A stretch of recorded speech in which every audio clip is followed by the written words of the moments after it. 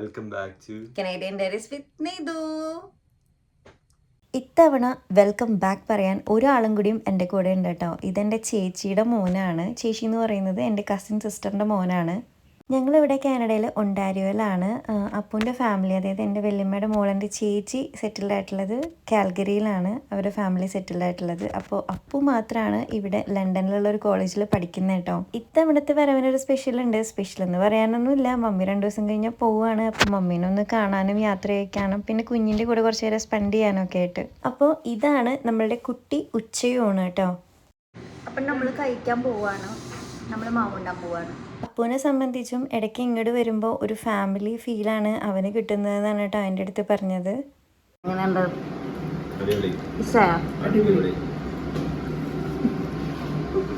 കാരണം ഇടയ്ക്ക് ഇങ്ങനെയൊക്കെ കൂടുന്നതും ഒരു രസമല്ലേ. പിന്നെ നമ്മുടെ നാട്ടിലെ പോലെ ഇപ്പോഴും അങ്ങനെ എപ്പോഴും എല്ലാവരെയും കാണാനൊന്നും പറ്റില്ലല്ലോ. അപ്പോൾ ഇങ്ങനത്തെ സിറ്റുവേഷൻസ് ഞങ്ങൾ മാക്സിമം മുതലാക്കും. അങ്ങനെ 4 മണിയൊക്കെ ആയപ്പോൾ ഞാനിവിടെ ഇഞ്ചി ചായയുടെ കൂടെ അടയാണ് കേട്ടോ ഉണ്ടാക്കുന്നത്. ഗോതമ്പടയാണ്. ഇവിടെ നമുക്ക് ഇലയൊന്നും കിട്ടാത്ത കാരണം ഈ ഒരു പേപ്പറിലാണ് ഞാനിവിടെ അട സെറ്റ് ചെയ്യാറുള്ളത്. എന്നിട്ട് നമ്മൾ ഇഡ്ഡലി ചെമ്പിലേക്ക് ഇങ്ങനെ വെച്ച് കൊടുക്കും. ശരിക്കും പറഞ്ഞാൽ അടയ്ക്ക് ഇലയില്ല എന്നുള്ളതേ ഉള്ളൂ, ടേസ്റ്റിനൊന്നും ഒരു കുറവില്ല കേട്ടോ. പിന്നെ ഞങ്ങളെ സംബന്ധിച്ച് അരി അടയേക്കാളും ഇഷ്ടമാണ് ഗോതമ്പിൻ്റെ അട. കഴിഞ്ഞ പ്രാവശ്യം അപ്പു വന്നപ്പോഴും ഈ അട ഉണ്ടാക്കിയപ്പം അവന് ഭയങ്കര ഇഷ്ടമായി. അപ്പം ഞാൻ വിചാരിച്ചു ഇന്ന് 4 മണിക്കും ഇത് തന്നെ ഉണ്ടാക്കാമെന്ന് കേട്ടോ. അപ്പുവിന് മാത്രമല്ല മമ്മിയുടെയും ഫേവറേറ്റ് ആണ് ഈ ഗോതമ്പട. ഞാനിങ്ങനെ ഇടയ്ക്ക് ഒരു സൈഡ് വേവുമ്പോൾ മറ്റേ സൈഡും കൂടി മറച്ചിട്ടിട്ട് ഒന്ന് കുറച്ച് നേരം കൂടി വെച്ച് കൊടുക്കും കേട്ടോ. അങ്ങനെ ചായയും റെഡി. ഇഷ്ടമായോ?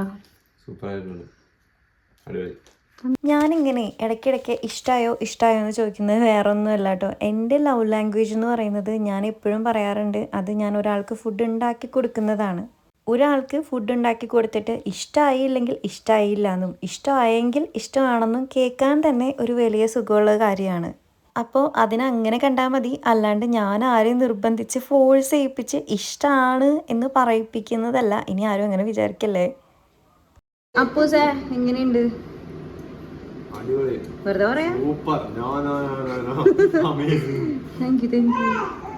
വൈകിട്ടൊരു ചേഞ്ചിന് ഡിന്നറിന് ബിരിയാണി ഉണ്ടാക്കാമെന്ന് വിചാരിച്ചു. ഇതിൻ്റെ ഇടയിൽ കുഞ്ഞിപ്പെണ്ണിൻ്റെ ശബ്ദം കേട്ടില്ലേ, അവളെ ഉറക്കി കിടത്തിയിട്ട് വൈകിട്ടൊരു മൂവി നൈറ്റ് ആക്കാമെന്ന് വിചാരിച്ചു. അങ്ങനെ ഞങ്ങൾ മമ്മൂക്കാൻ്റെ കളങ്കാവല സിനിമയാണ് കണ്ടത്.